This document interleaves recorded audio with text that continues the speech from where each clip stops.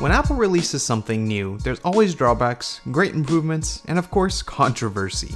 The new MacBook is a textbook case of Apple doing what Apple does best, making an incredibly designed machine with innovative features, but with some major drawbacks. So, is it worth buying? Hey, what's up guys, Matt here with my review of the new MacBook. I've been using it every day for a few weeks now, and I've found out what it's really good at and what it's really bad at. But overall, I have to say it's an impressive machine, and for a lot of people would be an excellent everyday computer. But for others, you should probably just look away now. First off, of course, is the design. It's hard to ignore.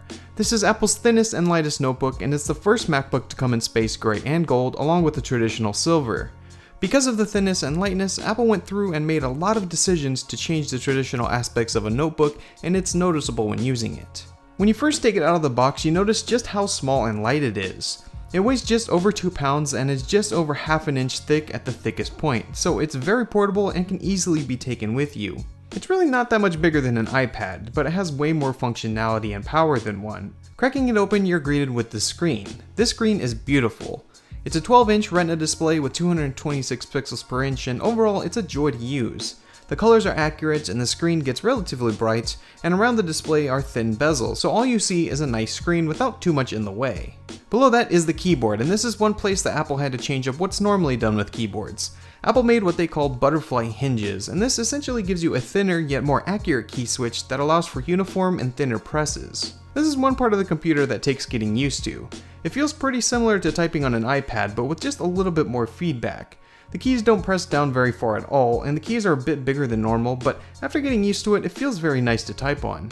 It has a nice clicking sensation that makes it feel more accurate than most keyboards, and the individual keys are easier to press as they are each a bit bigger.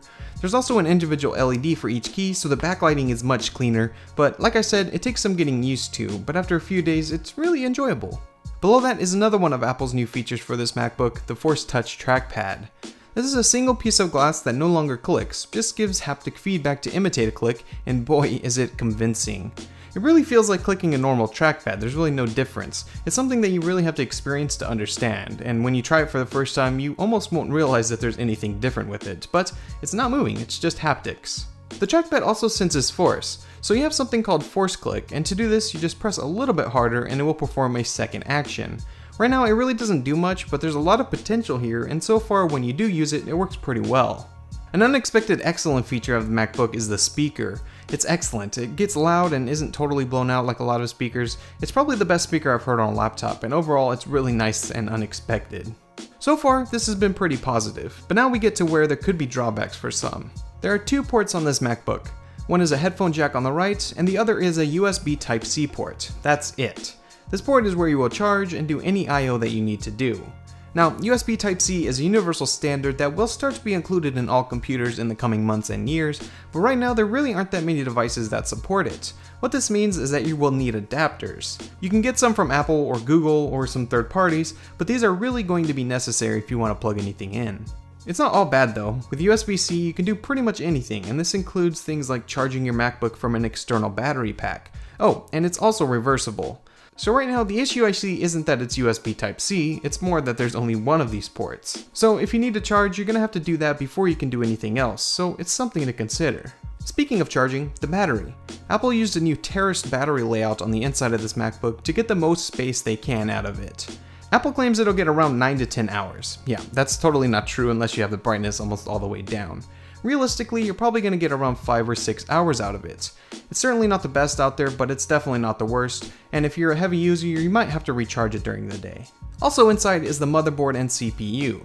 During the announcement, everything seemed great, but then Apple announced that this computer is going to have an Intel Core M chip inside, and that was sad. The chip runs at 1.1 GHz for the base model and 1.2 GHz for the upgraded model, and this left a lot of people wondering how it will perform and whether it will stand up to programs that are a little bit more demanding than just web browsing. For me, my usual workload is in the browser and the Adobe suite. I installed it and was happy to find out that pretty much everything but 4K editing worked pretty well. Programs like Illustrator worked fine, and Premiere with 1080p footage was usable, but take that footage into iMovie and it was almost flawless, it worked perfectly fine. Besides these intensive programs, the computer is fast and responsive and opens things quickly thanks to the PCIe storage and 8GB of RAM, and while it isn't a powerhouse computer, for a lot of people out there, the performance will be more than suitable. Oh, and this computer is fanless, so it's completely silent. So for a starting price of $12.99 US, is this something you should buy? Well, it really depends. If you want ultra portability and a computer that you will use for document editing and note taking, the computer will serve you extremely well. If you want a computer to deal with your red 6K footage while on the go, well then no, this computer won't work for you. The price is pretty high and it may be worth waiting a few generations if you can to wait for a price drop, but if you want the cutting edge of laptops, this is really a great option right now. It certainly isn't perfect, but it's not as bad as people who haven't used it make it out to be. Get to an Apple store and try it out. You may just like it.